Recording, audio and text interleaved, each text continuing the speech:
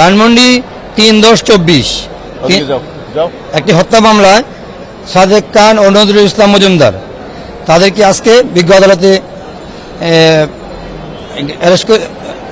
Remand শুনানির জন্য আনেন। রাষ্ট্রপক্ষ 5 দিনের রিমান্ড চায়।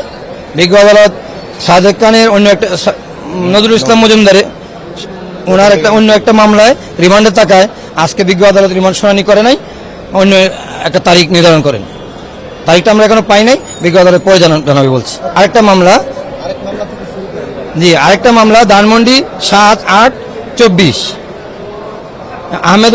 আহমেদ হোসেন সাবেক এমপি এবং সাংগঠনিক সম্পাদক আওয়ামী লীগ অবৈধ এমপি। এটাও 302 এর মামলা।